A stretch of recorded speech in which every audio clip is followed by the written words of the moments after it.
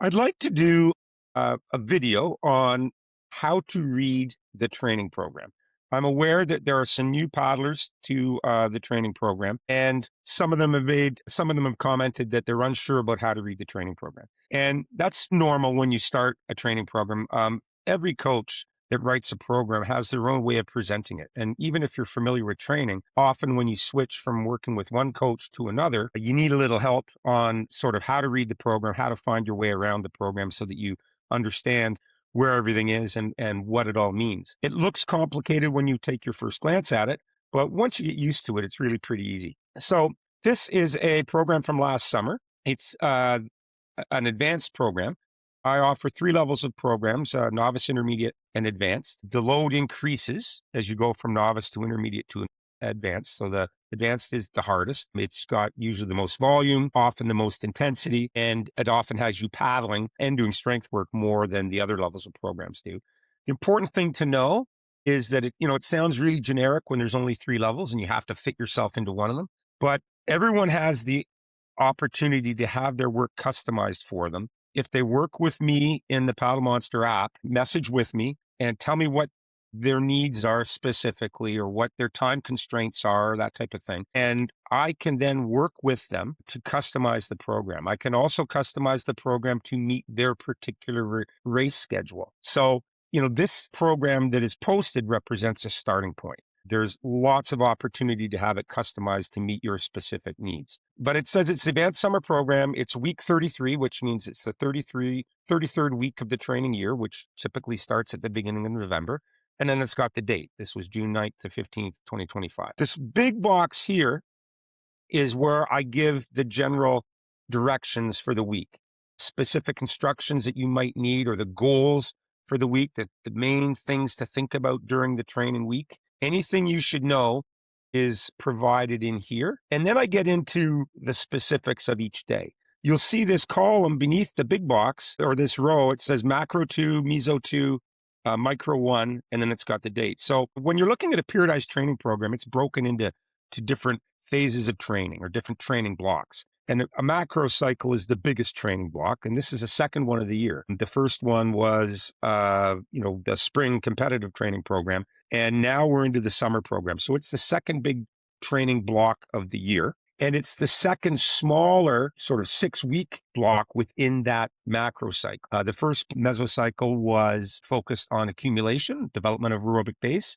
And now the work is intensifying. Hence you see it says intensification. And we're starting to, instead of looking at developing aerobic base, the focus on aerobic base is now more maintenance. And now we're starting to focus on developing higher level aerobic abilities like threshold training, as well as anaerobic abilities. And then it says micro 1. A microcycle is basically 1 week. Like what we're looking at on this page is a microcycle. And it's the first microcycle of the second mesocycle. So what you're going to see is you've got on Monday, you've got a paddle. Tuesday, you got a paddle. Wednesday, Thursday, Friday, a paddle is optional. And Saturday, there's a paddle. A lot of paddling on the advanced program. There's less on the intermediate program and somewhere in between, or even less still on the novice program.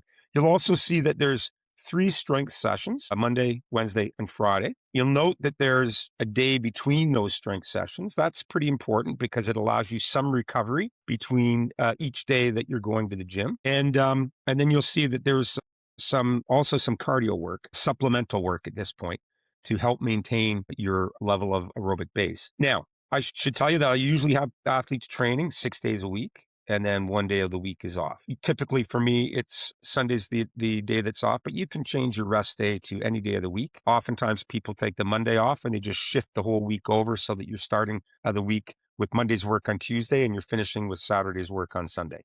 And that's all fair game.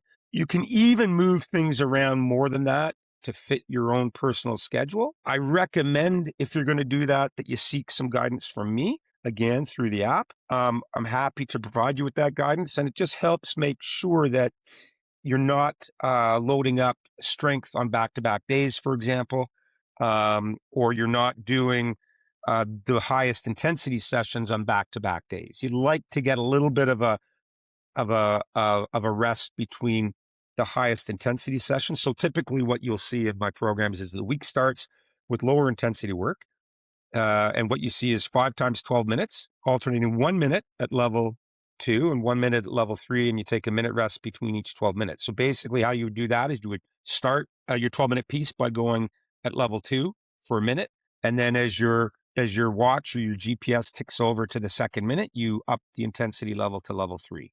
You maintain that for a minute, and then without stopping, you drop back down to level 2 for the third minute. And then in the fourth minute, you go back up to level 3 and so on until you've completed your 12 minutes. Pretty straightforward. It's a lower intensity workout focused on development of base. Tuesday is typically when I give the highest intensity workout of the week. Your nervous system is still fresh from the day off that you had on Sunday. Monday's work sort of helped you reorganize your technique and get your rhythm back, get your comfort in on your board back after your day off. And then Tuesday, you should be ready to do your most intense session of the week.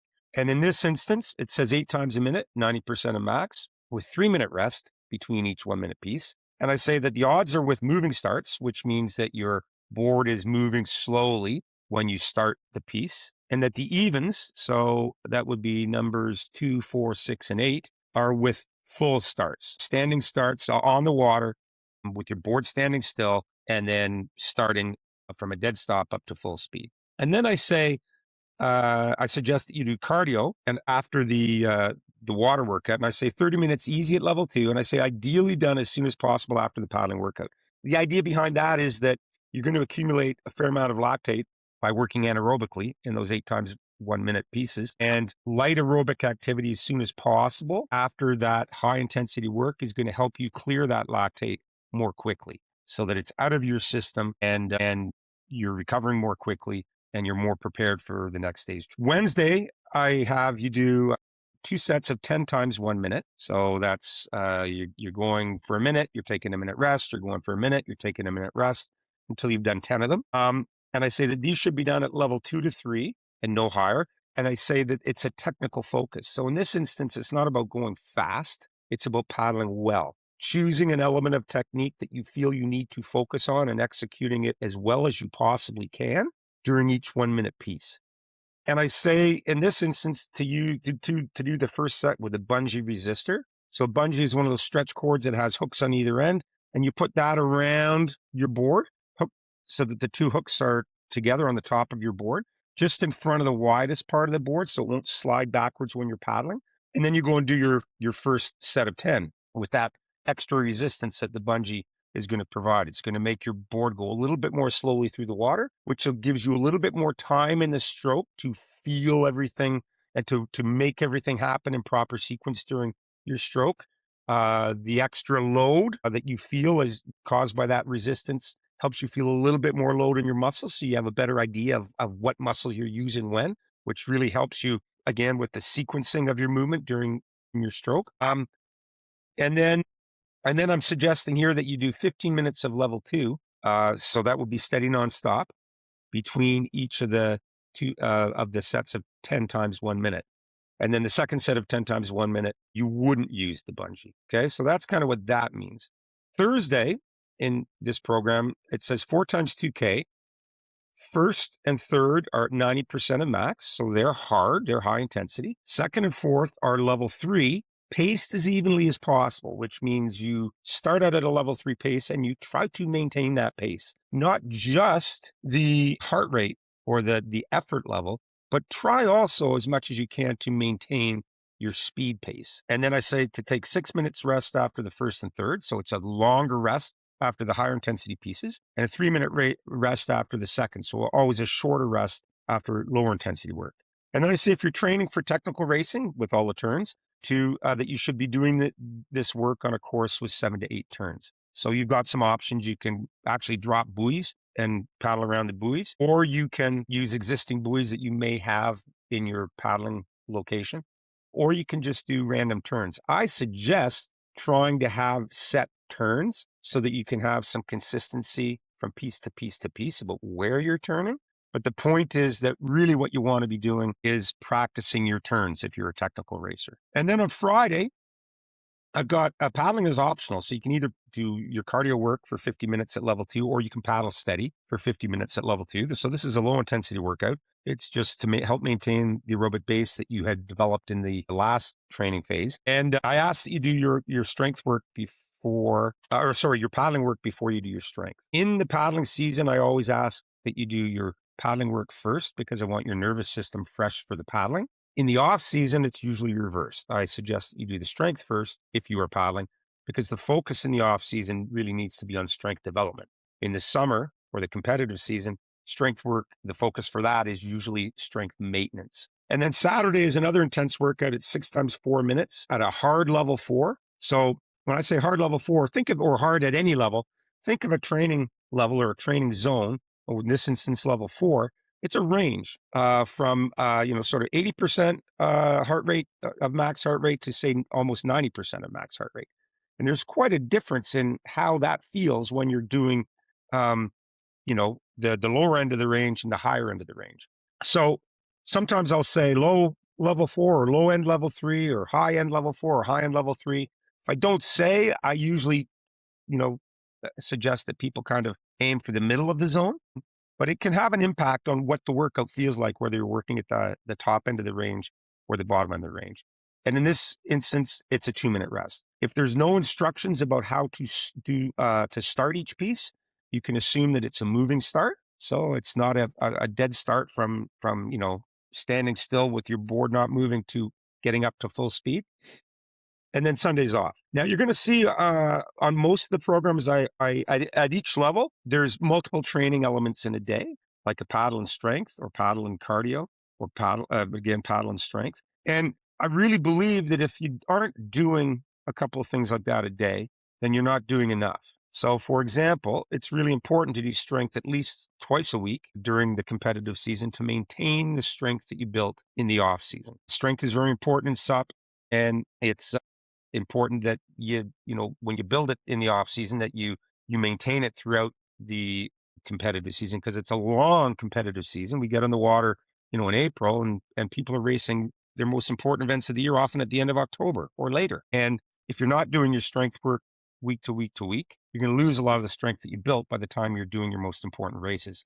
And that's not a good situation. Now, if you didn't paddle on that day, if you just did strength in the strength days and you're doing strength 2 to 3 days a week, then you're losing 2 to 3 paddles. And that's not a recipe for success either. So, what I suggest is that you try to space these workouts out, the paddle and strength session. Ideally, you could do the paddle in the morning, the strength in the afternoon or evening, unless I specify that something should be done directly after the paddle, like I do for the cardio on Tuesday, where it's intended to help clear lactate that you accumulated in the paddling session. That's what I intend. That's would be the ideal. But I recognize that people have busy schedules, and sometimes they just got to fit things in. And it's much better to just fit things in than to not do it at all, right? So that's kind of how to read the paddling program. All of the information's here, except the details that you need for the strength work. And I will do a separate video that explains how to read the strength programs, because they can be a little bit confusing as well.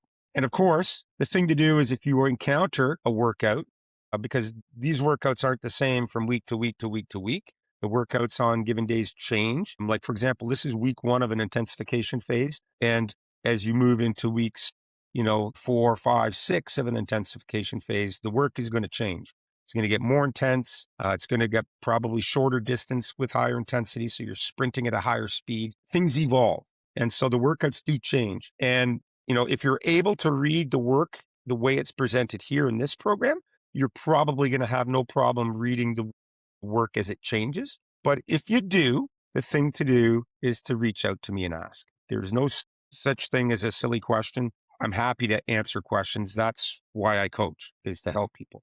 And so if you have a question, please ask it. Okay. So that's basically how to read the master program, the paddling program. And then I'll do a separate video that explains how to make sense of the strength program as well. Okay. So happy paddling.